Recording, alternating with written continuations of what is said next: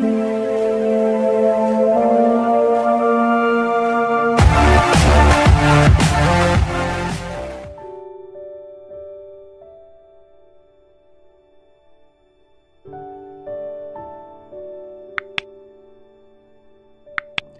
datang di channel ini, sahabat-sahabatku yang terkasih.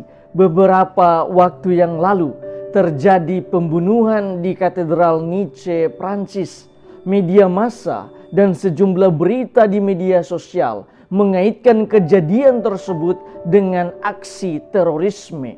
Beberapa waktu kemudian terjadi juga pembunuhan Wina di Austria.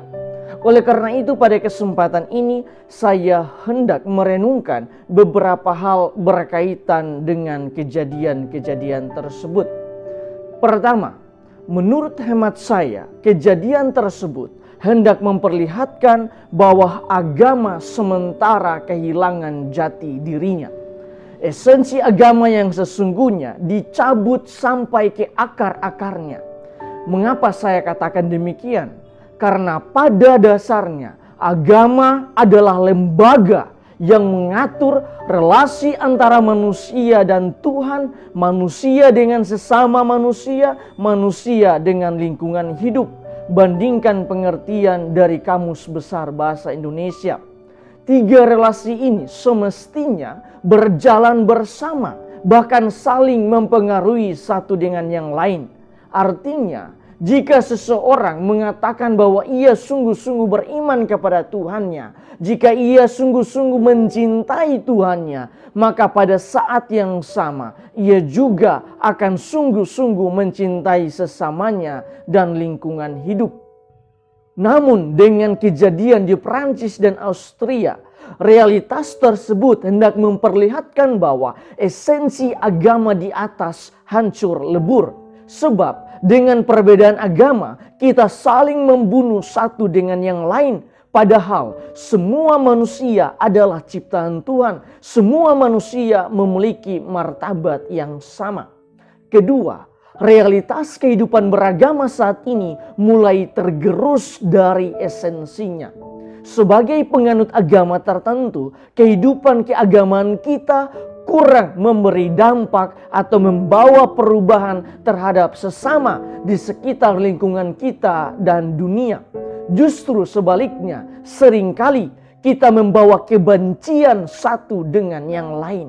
Padahal sebagai umat beragama, kita harus menjadi influencer Tuhan yang memberi dampak atau pengaruh di sekitar kita melalui sikap dan tindakan kita. Agar dengan kehadiran kita, orang lain dapat melihat wajah Tuhan. Dengan kehadiran kita, orang lain dapat melihat kemuliaan Tuhan. Bukan sebaliknya, kita hanya sekedar menjadi influencer agama, di mana agama hanya menjadi identitas atau topeng belaka dan tidak membawa pengaruh terhadap sesama.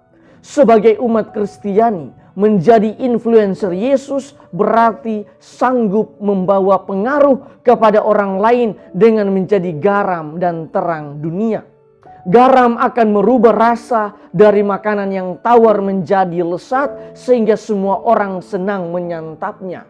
Artinya, hidup harus menjadi berkat dan membawa kedamaian, bukan membawa kebencian.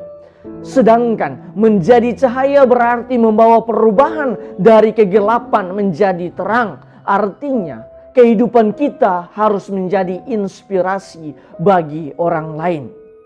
Sahabat-sahabatku yang terkasih, kesimpulannya menurut hemat saya pada abad ini oleh kebanyakan orang agama dilihat hanya sekedar identitas belaka.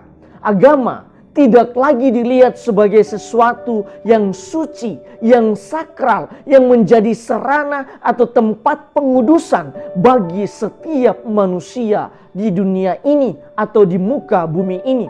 Konsekuensi dari agama hanya sekedar identitas ialah agama menciptakan perbedaan antara manusia yang satu dengan manusia yang lain. Dan ketika kita merasa bahwa kita berbeda, maka kedamaian dan keharmonisan tidak ada di dunia ini lagi. Padahal esensi agama tidaklah demikian. Sebab pada dasarnya agama adalah jalan menuju kekudusan di hadapan Allah. Menjadi kudus di hadapan Allah itu berarti kita semakin menciptakan perdamaian, kita semakin menciptakan keharmonisan, dan kita semakin menciptakan toleransi di dalam hidup kita masing-masing. Tuhan memberkati kita semua.